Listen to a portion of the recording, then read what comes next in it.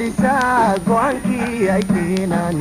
guddigeena talisaa go'aankii ay keenaan waxay ugaago leeyihiin haddaad garaani weydaan waxay ugaago leeyihiin haddaad garaani weydaan ifadaan samaynoon kala guraanadaadu wax badan aan ka hadlay arrintan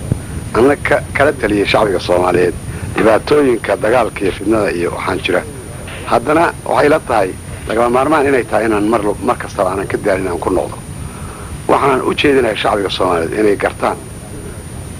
isdilkaan oo faa'iido u keenaya inuu soo jirin tan labaad oo ka sii xun waxa weeye haddana boobkii bilaqaysiga jidaysiga xoolaha dadka masaakiinta la dhaco wax ka foolxun jira kubiya la dhacaya wariyaha laga qaadanaya dad baa xoolihiisa la dhacaya dukaamada la jabsanaya arrin foolxun weeye aad iyo aad u foolxun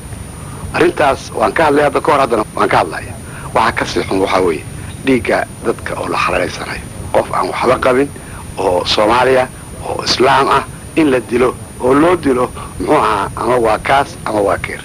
qof ay u banaantahay ma jirto waxaan u jeedinayaa shacbiga Soomaaliyeed inay ka waantoogaan arrintaas tan kaleeto waxay la tahay nin walba waa ogyahay baahi badan baa jirta baahidana hadda ka hor baa oran jiray biyo sacbada looga dhirgaa haddaynan u jeesanin intaanu xabadda iskula jeedno inaan dalkeena wax ka soo saarno oo ogtiina laga soo saari karo beeraha laga soo saari karo badda laga soo saari karo xoolaha laga soo saari karo haddaynan xagga u jeesan ee aynu inagu isku jeedno waxaa iman doontaa ayaanu in la iscuno haddii markabkii jinoo la sugu jiray waxaad moodaa inaanu markaanu qaldaad samaynay inayn isagana waxba ka soo soconin marka soo beeraheenna iyo baddeenna iyo xoolaheenna isma u dhana waxaa loo baahan yahay halkaas in loo leexdo oo fidnadana laga baxo khayr ku jira fidnada ma jirto khariya adduuntoona aad baan ugu codcelinayaa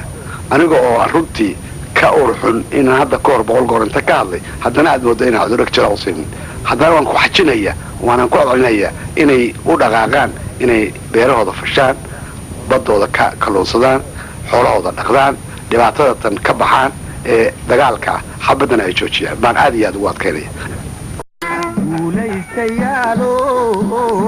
beela gola tawrtay sare intay gaari karayaan